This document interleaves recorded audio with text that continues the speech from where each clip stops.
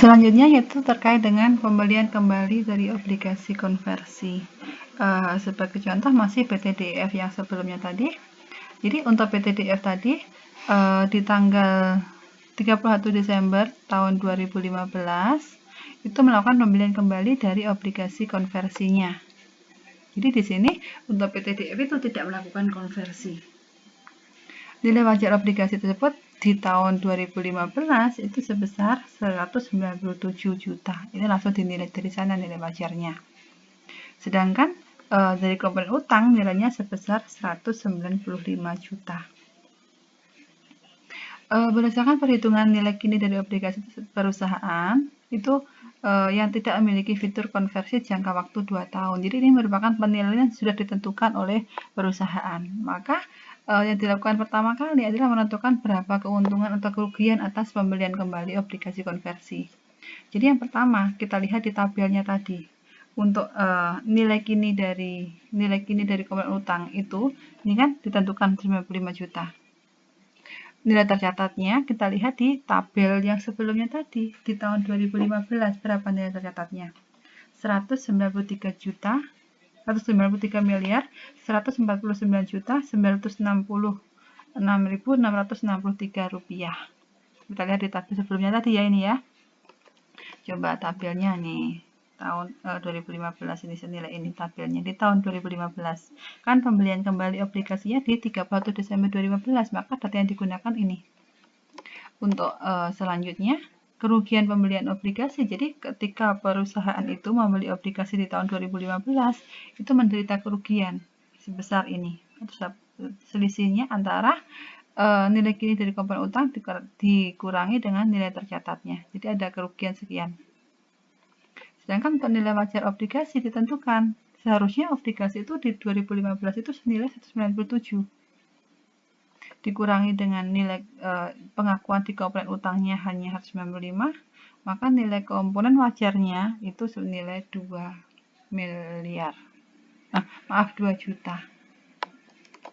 Jadi jurnalnya pertama kas yang harus dikeluarkan oleh PTDIF untuk membeli kembali obligasinya itu senilai 197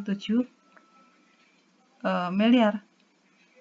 Dari situ premi saham ekuitasnya itu diakui kan pertama kali kita menerima atau mengeluarkan obligasi itu menerima kas sebesar 200 miliar ini kan. Utang obligasinya sampai di tahun 2015 itu diakui hanya sebesar 193. Padahal perusahaan itu harus membayar 197.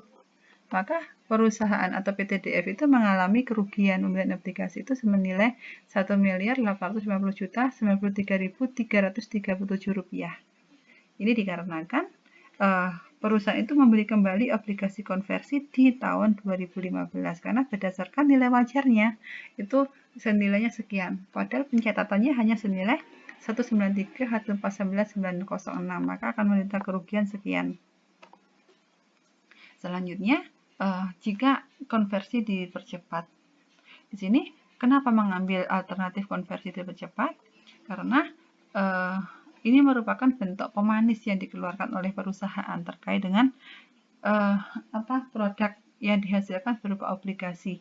Jadi agar obligasi itu bisa segera ditarik kembali dari peredaran atau agar perusahaan itu bisa segera melakukan konversi lebih cepat karena perusahaan itu mempunyai keinginan untuk menurunkan biaya bunga. Jadi ketika ada pemanis, ketika ada iming-iming untuk melakukan konversi itu sebenarnya merupakan langkah yang diambil oleh suatu entitas untuk menurunkan biaya bunga sehingga bisa memperbaiki rasio utang terhadap ekuitasnya. Sebagai contoh di halaman 140 yaitu untuk contoh 15.3.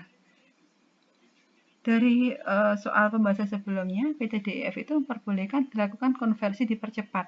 Jadi PTDIF itu melakukan konversi terhadap obligasinya dan menyatakan bahwa jika pemegang obligasi itu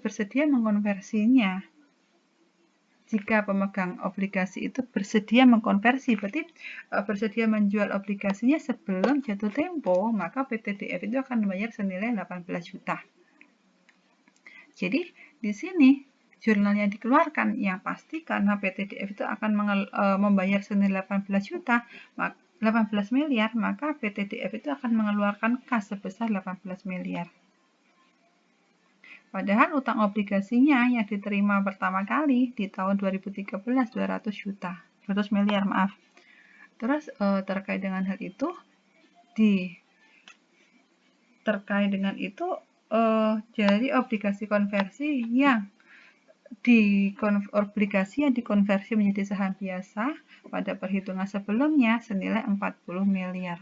40 miliar itu diperoleh, Anda lihat di halaman 138, yaitu dari 2 juta lembar obligasi yang telah dikeluarkan, dikalikan dari 2 juta lembar obligasi itu dikonversi menjadi saham biasa senilai 200 lembar, dikalikan dengan harganya per lembarnya Rp100.